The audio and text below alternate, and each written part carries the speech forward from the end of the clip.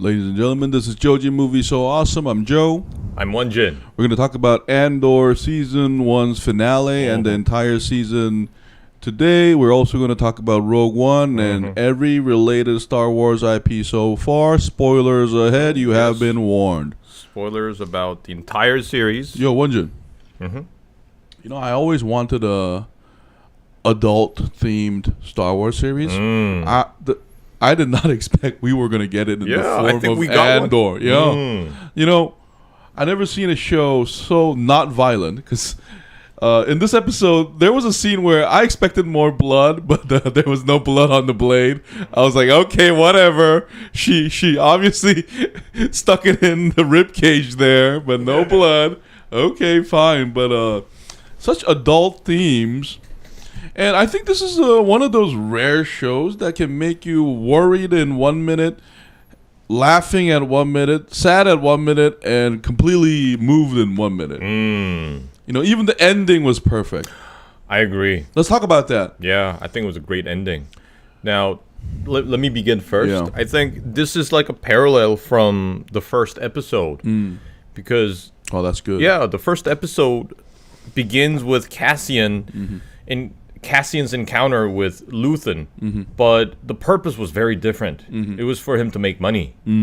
But now we see him again. And it is, for me, it was so intense because I also think the dialogue was very well written in that scene. Because basically Luthen gives him, well, we assume that Cassian stepped into danger on his own terms, and what we assume is that he is there to, well, not we, but based on my calculation, he was there to, I don't know, take care of Luthen and get himself out of danger. Well, that's one of the theories I had. Okay. But then, as most of us can expect, we see that he is actually willing to join the rebellion because we know how his journey ends. We know that he becomes a part of the rebellion, but it's the way they put it into dialogue, and it's the way they showed us his true resolve. Because he was basically giving himself the option of either let me in or just kill me. No, for me, that's an interesting take. For me, what the showrunners did well with the ending was that even though we know the ending, as you say, they almost made us believe that Luthen might kill him. You know, because you know what that also reminds me of about this show is so good at making us know these characters, yet making them unpredictable.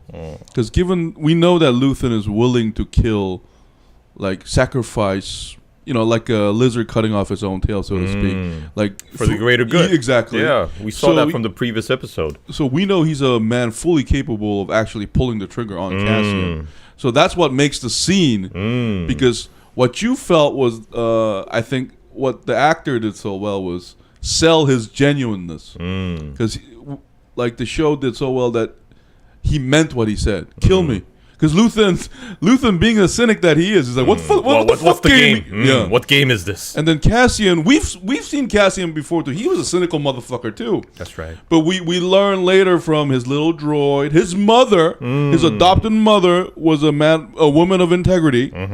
So we know that side is also in Cassian. Just like that dead guy who gave him the manifesto kind of sees through Cassian. You know, his mask, so to speak, to survive in this harsh world. But deep down inside, he is a man of principle too. And when he completely lets his guards down to Luthen and says, kill me or join me, Luthen smiles. So that was a good touch. That's what I mean by making us like, I was like, is Luthen... Is he gonna kill him? Yeah, but then I knew that he was innocent because we've seen Rogue One. But what I'm trying to say is, it's for the moment. It's same for the Better Call Saul thing. You know, we know how it's gonna end, but the show does a good enough job to make us go like, wait a minute, am I sure about that? So they toy with our feelings, but they also we should have put this on the title, but they toy with our expectations. Just like Better Call Saul did. It's such an expert thing because even the last episode, I think I got it. My predictions were right in some parts and wrong in some parts because like the show just brushed aside the Krieger stuff. Yeah, I like that. Basically, they just tell us. I mean, we indirectly just find out what happened, and that's it.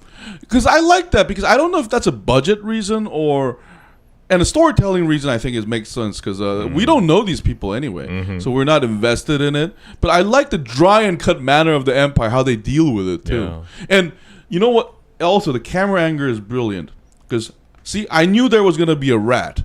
See that black guy from the first episode? He turns out to be a rat, or at least he wasn't He wasn't always a rat, but he was willing to sell Cassian out. Yeah.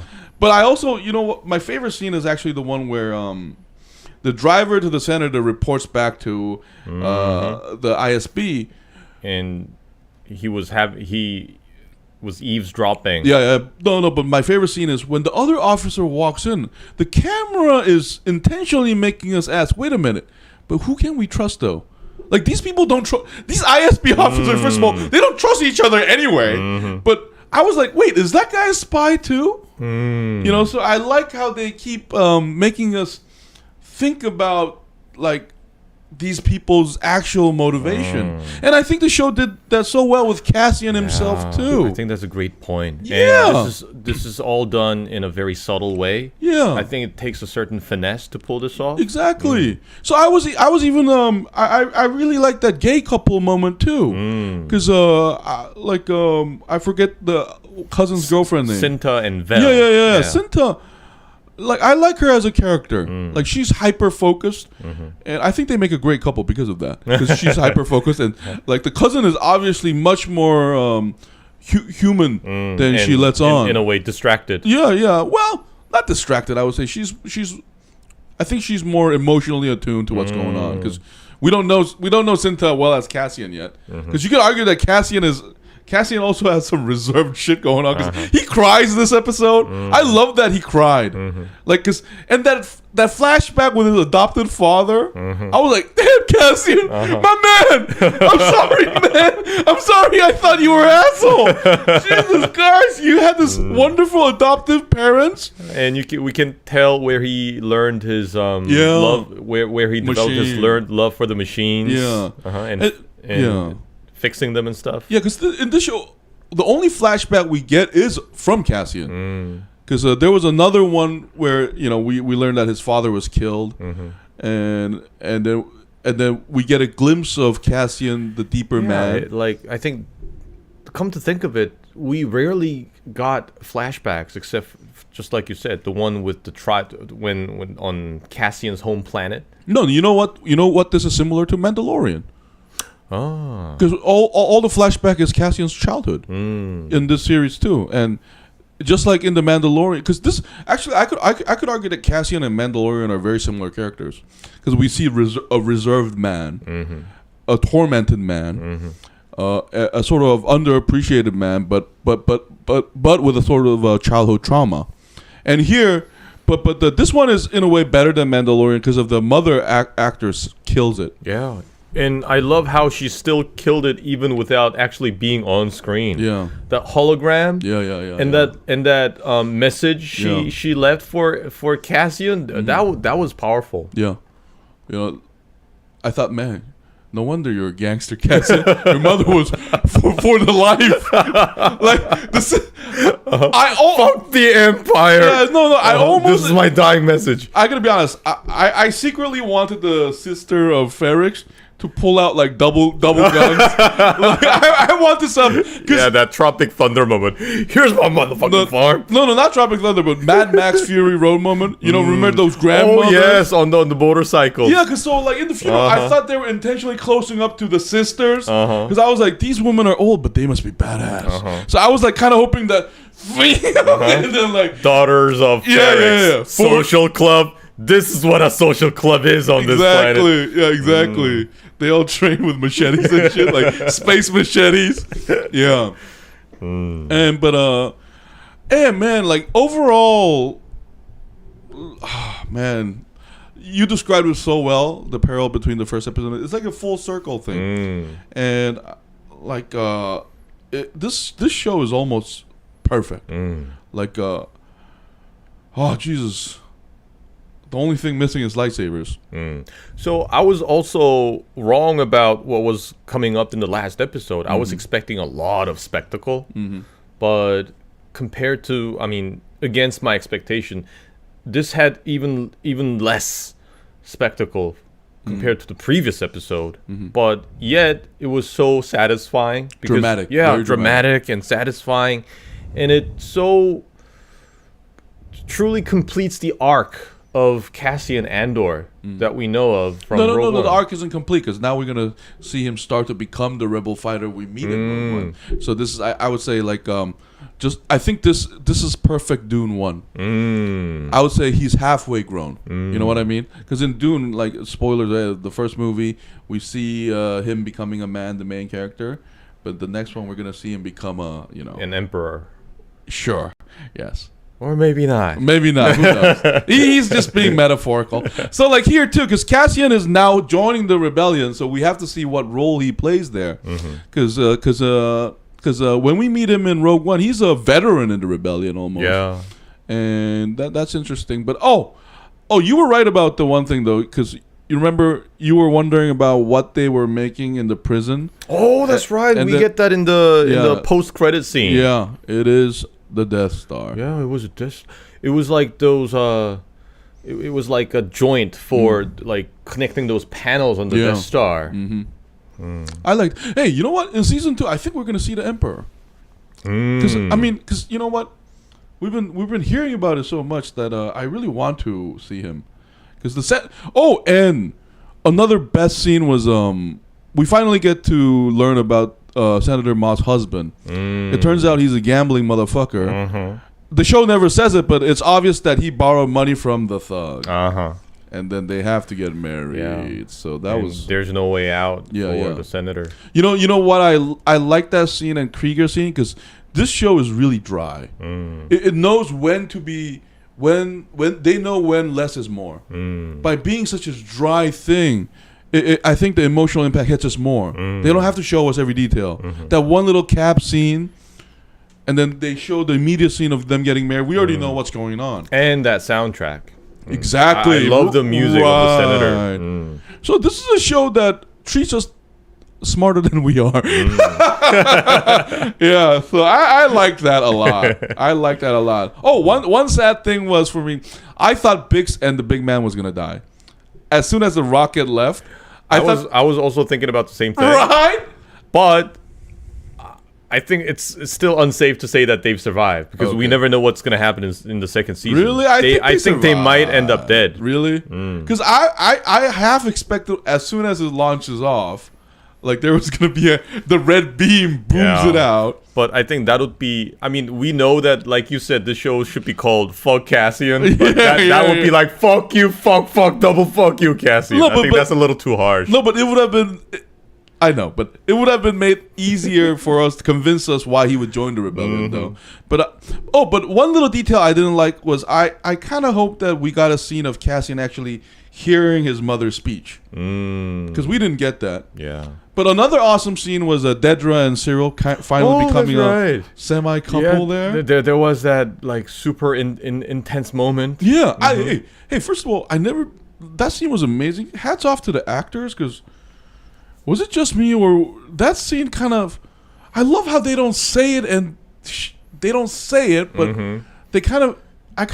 There was a kind we can feel that tension. There was kind of romantic thing going on there, right? And the Dedra actor killed it. Like we seen her tough and she's like terrified, but I love the dialogue too. Like she's so composed, even with because we would all be scared too. Let's be honest. And she's like, I guess I have to thank you. And Syril's like, fuck yeah, forget about me stalking you earlier. I saved your ass. Yeah. Because and at least Dedra's not a coward, unlike that her underling, that bitch who almost got bitch slapped and then starts commanding. Oh, another thing is I kind of expected that drum man to die too. Yeah, I thought they were gonna shoot it. That was one of my favorite scenes when he kicked that stormtrooper out of that bell tower. Yeah. And like this is another thing that's so smart is the show doesn't need to say it, but it's obvious that the funeral started not on an agreed term. Like the funeral guy, they just started when they wanted to. That's why the empire is confused. And it goes to show that they're really about control. Not like, and I love. In a way, like Cassian's mother and the guy who died giving the manifesto, they mirror each other. These are very deeply intelligent people that can articulate what people are feeling, and that was amazing. That was really good. Oh man, Cassian.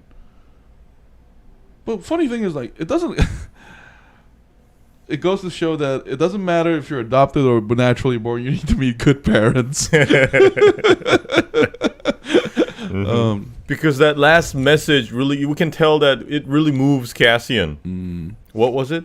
It's like if those two pull together, you'll be an unstoppable force for good. Yeah, that's hey, and that's only something a mother can say. And a sad detail was the big thing. She's completely broken, isn't she? That's right. Even at the ship, she doesn't recognize.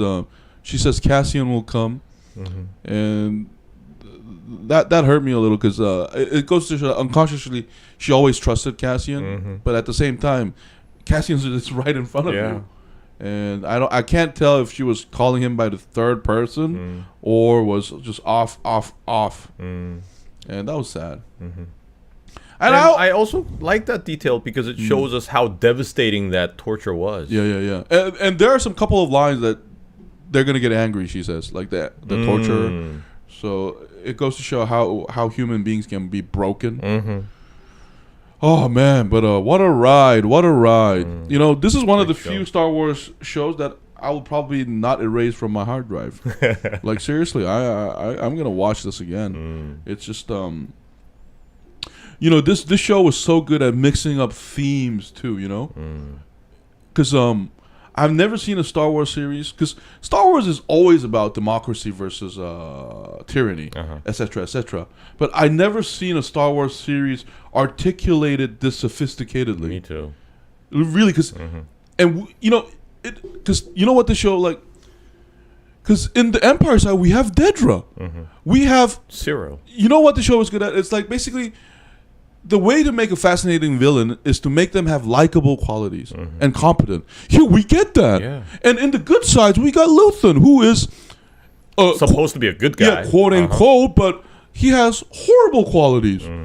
Willing to kill people. Like, not just kill people, like order them around, kill him himself.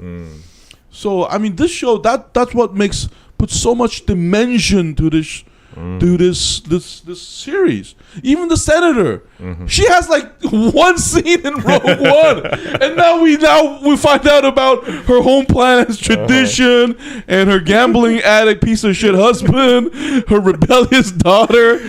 Now that I think about this, I mean, Star Wars, they really need to like pull themselves together. I mean, what was the sequel trilogy doing? Hey, and you know what? I give a fuck, because if this was done differently, I might have gotten bored about this. I was like, I don't care about you, like Lord of the Rings. I don't care about you. I don't.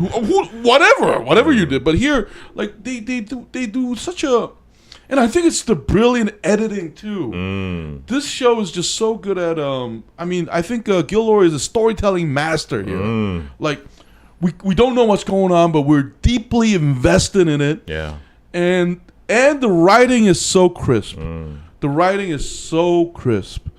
I also love that it has, like you said, a variety of themes. It sometimes feels like an espionage movie. Right. Sometimes it feels like Papillon, like an escape. Remember that prison escape movie with Sylvester Stallone and Arnold Schwarzenegger? What was it? Escape Plan? What was it? Yeah. Yeah, it kind of feels like that. Yeah. And then it feels like a rebellion drama, like a resistance drama, and so on. So it had enough mixture of all these different things, and never got me a chance to get bored. Because if I think about The Mandalorian, yes, it was a good show, but every episode was still very similar in its color. It was like a Western. It's like a quest. Every episode is like a quest. No, let me add to that too, because George Lucas, I think he himself described Star Wars as a fantasy, but I've never seen a Star Wars series more like based on realism here. Because like, I mean, mundane things. Yeah. And then the show tried to present realism, and because that's why I was kind of shocked when Sintra stabbed him, not because of the stabbing, because there was no blood. I thought there would be. But then there's blood left on her hand. That was very also convenient, like sprayed. I'm pretty sure more blood's gonna squirt out.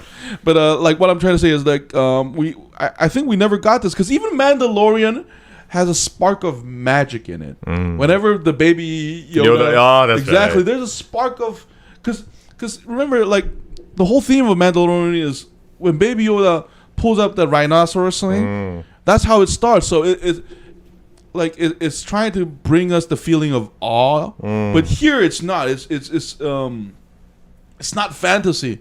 The show is trying to convey everything here is real. They're trying to convey that these human lives, it hurts, because in Star Wars we rarely get sad over death. You know that? And also, I think it's because the entire story revolves around like the leaders and the Jedis. Just like, I take that back. Revenge of the Sith did make us see the genocide of the Jedi, so I was maybe a little too harsh on it. But this was very refreshing because it focused on the common folks, and we rarely get that in Star Wars. They don't get enough attention. And also, I believe that this is how they should have tried to make Han Solo. Han Solo was also he was not a Jedi. He was not a Sith. He was not a senator. He was a bootlegger, basically. Just like in a way very similar to Cassian or Luthen, but they obviously took a very different approach. No, but like, because I think that's a movie format, but here this is like the Wire format, where you know how the Wire is so good at, like, it's like a Charles Dickens novel where like every class of people get a perspective here. Because remember, even Syril, I didn't know that the Empire like outsourced their security to private companies. Like, it's such a, like, there's so many talks about contracts and deals. Like, I was fascinated by that, about legislation. So like the system, they show how this system functions. And each of these characters are a different person in that system. The only people, because we've seen criminals too now in jail. Because you remember that scumbag who tried to rob that money? So, I mean, you could argue that Han Solo was that, because I think this show also is not afraid to go deeper. Because Han Solo had because when we think of cowboys, there's the Western image and there's the Unforgiven image of Clint Eastwood, you know what I mean? But here, this leans more towards the later Clint Eastwood, where these guys are just fucking murderers, right? Like, because here, so we get to see that these like bootleggers are bootleggers. They're not glorified heroes who get to fuck the princess. They're fucking bootleggers. Here we see thieves, but we also see honorable low class. I'm sorry to say, I'm not disrespecting anybody, but lower class citizens being honorable, like Cassian's friend there. Working hard. And you know what? Honest. Hats off to the actors and the dialogue too. They didn't need to show no flashback for me to understand that these guys they must be like childhood friends or something. And I gotta say, the dialogue was so good. Even I could even feel the emotion of the droid. B. Yeah. I also like the ISP director saying, "We've been played." So I like that double fuckery going on. And I like how Cassian's in the tower looking down. Yeah, I loved every detail of it. And the climax is basically the funeral speech. And another thing this episode did was I did not know that boy was going to throw the bomb. Because remember in the earlier episode? Yeah, because we remember his father getting tortured. Yeah. Did he die, by the way? Maybe. Was he killed? No, but it's like Better Call Saul. You know how in the first scene they show us a scene and we're like, what the fuck's going on? And that guy was making the bomb from the start. He was always going to throw that shit. And, oh man. Oh, Jesus. What a perfect finale. And the actors too. Man. Diego Luna. Was it? Yeah. Wow. Amazing. Because I bet we see him cry, and that hurt me a little. Like, here's a tough man who lost his mother, comes here, sees his ex-girlfriend being tortured, dehumanized, and then he goes to Luthen and says, "Fuck yeah, I'm joining, or kill me." And like you said, that smile from Stellan Skarsgård. Oh, Stellan Skarsgård, a.k.a. Baron Harkonnen, a.k.a. You know, another underrated role he had was the girl with the tattoo, the American version. Dragon tattoo. Yeah, he's the serial killer there. Oh, shit. Oh, sorry. Or is he? But anyway, oh, man. Hey, Won-Jin, let me ask you. Do you sense Emmy nominations here? I kind of sense it. I think it'll be. It's a possibility. I think it's, and my personal opinion is this is Emmy worthy. Hey, let me say something. I never thought of this, but I never felt more confident of a Star Wars series like deserving an Emmy nomination. I'm talking about not the cinematography or no disrespect to those, but the main ones are always director, the actor, right? And man, hats off to like at least like 4 nominations. I feel wow. Just the storytelling is out, like script writing. There we go. Script writing is the easy one. I gotta say, this is what I hate about Disney and Lucas Studios right now. I mean, they just disappoint us, and then they dangle this in front of us like, "Yo, wait, but we got this. Check this out." It just boosts my expectation for the next series. Yeah, but hey, it was refreshing to get this. Hey, and this show was like 2002 is almost over, but this show 2022. Yeah, this show is already in the top 5 for me. Like, it's already there with House of the Dragon and Better Call Saul for me. Like, that's how good this was. I agree.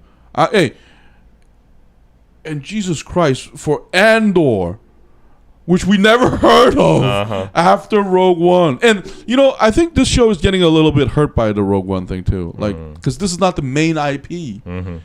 Because I guess you need lightsabers to sell toys and you stuff. You need Obi-Wan, you need Yoda, you need Darth Vader. This show was quadruple what Obi-Wan show was. That's right. And that just disappoints me. Oh, man. No, but Obi-Wan... Why couldn't have they done this? No, but like we said before, remember we said Obi-Wan should have been a movie. But this one is a proper like series. Like a series. Yeah. I mean, this is, I think, I can't believe season 2 will be the end of it though. Because you never know. Like we said, maybe we're gonna get the show Jin. Oh, that's true. That girl from Rogue One. Yeah. Maybe. I like her too. Was it Jin or Sin? I think it was Jin. I think it's neither, man. Well, whatever, the girl. Yeah. No, but second season, some predictions. I want to see that droid. That yeah. I bet there's an episode. I bet my bottom dollar there's an episode where they go on a mission together or something. Or Cassian finds him, because remember, because now that we've seen season 1, we know where his fondness for droids come from. Yeah. I mean, it's a logical evolution of his love for machines, and he has that cute droid, and then he finds his friend like that. I bet like he's one of those things that he salvages. And then, what's your name? Your name is Cassian? Fuck you, I'm going to kill you. And then he falls asleep again, and they fix, and then they have this beautiful romantic, bromanship story, And here, I love how so much respect that little droid gets. Yeah. Like, because remember, they were treated like fucking slaves by like second-class citizens. And if you could remember the previous episodes, what's his name? Cassian's friend respects his requests. Right. And respects his opinion. Yeah. Oh, man. And I loved, I continue to love Qyburn and Dedra's little scene. I wish they would continue showing us more of the Empire. The Empire bureaucracy in the second season. Oh, but hey, another hopeful I have. Like, see, Qyburn is hosting his underlings, right? What was his name in the show, by the way? You just keep calling him by his Lord of the. I mean, what's it called? Game of Thrones. Game of Thrones. Name, yeah. It doesn't matter. Let's stick to the point. But I want a meeting where the Emperor is hosting all these Qyburns, because there's a chain here, right? So I assume that he's gonna be meeting the Moth level guys. The big boys, and then the big boys will be meeting the Emperor, right? So I mean that'll be interesting. That'll be interesting, and I'm carefully hoping that maybe lightsabers will appear, and a red one, because this show could maybe it could have been called Dedra, not Andor. Dedra and Syril, like, cause they're also such a mirror of Cassian. Hey, this show is what Lord of the Rings wanted it to be, the TV series, because here we see a parallel between the good sides and the bad sides too, all the way. Dedra, so dedicated, so ruthless. Because she's a rival to Luthen. I love how they know each other now. Yeah. Because she calls him the Axis, and he calls her. He knows. So I'm hoping for season 2 there's going to be a confrontation. Yeah. And Dedra, like, she's almost like a Gundam villain. So confident. Like, you are a fucking trash. Empire for life, baby. I want to see that. And I'm calling it. Syril's going to die. I think Syril's going to die.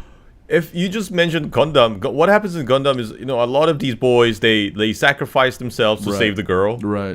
Yeah, I think Syril's going to die. So maybe it's also going to be a parallel to what we saw in the last episode of the first season. He's going to save her. This time he survived, but next time maybe he won't. Like the Biss angle. And Dedra, who seems, like completely emotionless from time to time, she's going to break down. Right. It's like, Syril! Yeah, maybe that is what we'll see. I mean, revenge is a good motivator, because I feel like Luthen, because before we end, one thing that shocked me was I kind of expected more deaths, to be honest. I kind of expected more people to die, because remember, I'm prepared for that because of the Aldani thing. Yeah, because everybody died there, except the cousin. So I thought there will be more fatalities, but I think season 2, I think this is a series that is ready for death. Because remember, Rogue One, where they all die. That's right. So in such a tragic and magnificent way, with that huge explosion, like happening in the background, ready to engulf them. That's why I want like at least 2 Emperor scenes, because I want the Emperor. I really. Something I never got from the Star Wars series is the Emperor's actual, like, ruling philosophy. Because how does he approach... Because in the original Star Wars and the later series, it kind of jumps from suddenly Republic to a declaration of Empire, then it's over. But we need more explanation of how a Sith views ruling. That would be...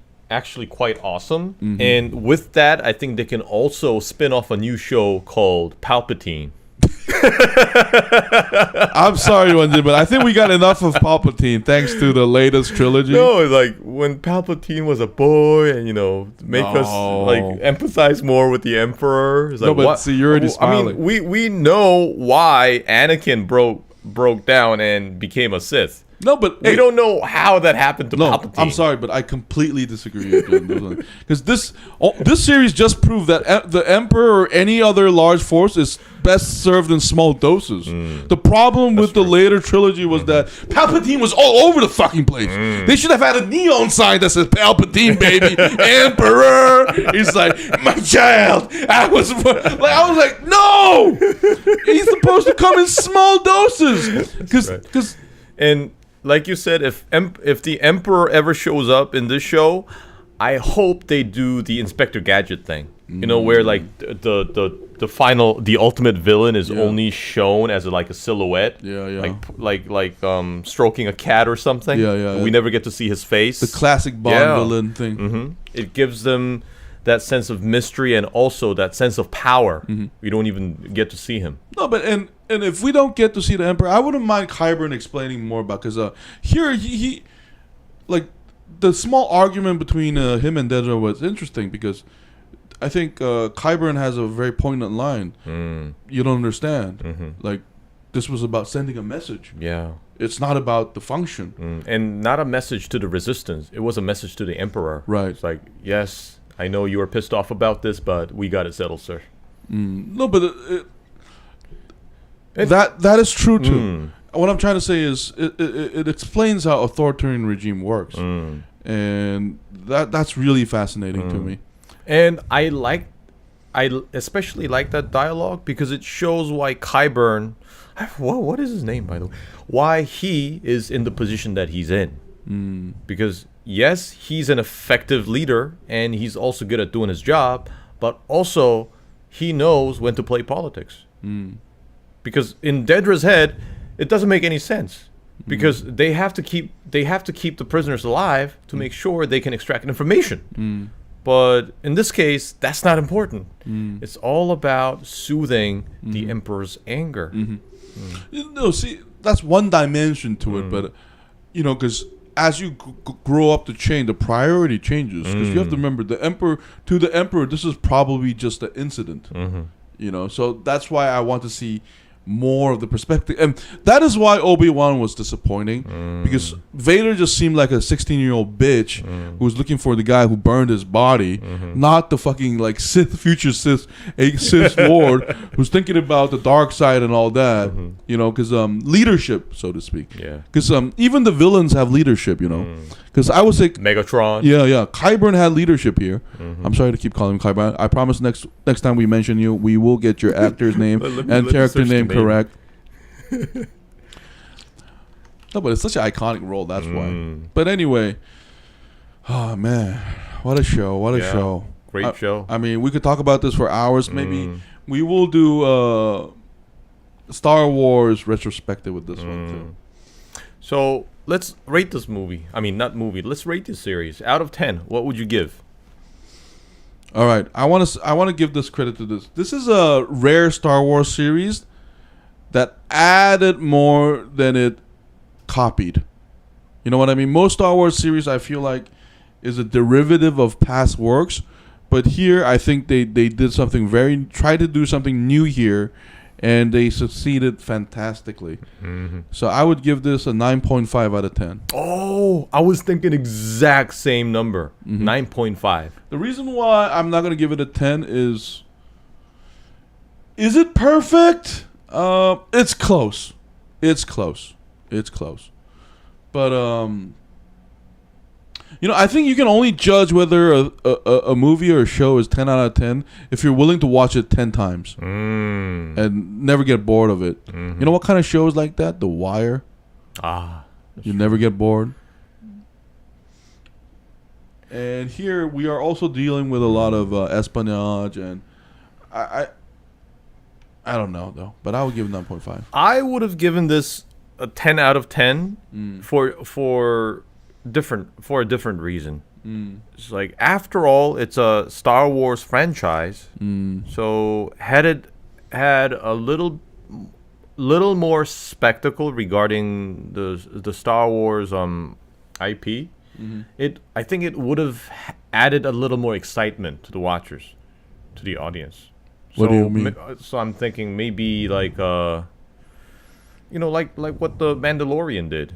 In the end, we see a glimpse of Luke Skywalker. So yes, it was very dry, and yes, this was focused around Rogue One, but it could still have had like a sprinkle of the familiar Star Wars IP that we already know. Well, Death Star was there at the end. Yeah, like a post credit scene. I guess. Maybe. So that's what I would have loved. Yeah, because in Mandalorian, it did bring that, oh my god, what the fuck, emotion from us. Because I think it's rating a Star Wars franchise is a little different from rating just any other series. Because remember, it's Star Wars. I disagree with that. It's just another show. Yes. It's just more famous one. Some people would say that, but I also know a lot of people won't agree. No, that's true. Expectations, so right? I think that's why. Yeah. Because for me, it's hard. Hey, before we end, but it's hard for me to decide. We can't argue Mandalorian and this one, which one is superior, though, right? Because I think Mandalorian is about the boy samurai story thing, and this one is about, it has more thieves, treacherous, more bad boy vibe going on here, which I like. But anyway, that is our take on the first season of Andor. I think season 2 will be coming 2 years from now, or early 2024, hopefully. Until then, we will get more Star Wars series. I think Mandalorian, the next season, will premiere next year. So we're going to be here for that too. Anyway, that's all our take. If you have an opinion about this show, please leave a like. If you like our stuff, please leave a comment. This has been JoeJinMovieSoAwesome. I was Joe. I was Won-Jin. We'll see you next week. Bye-bye.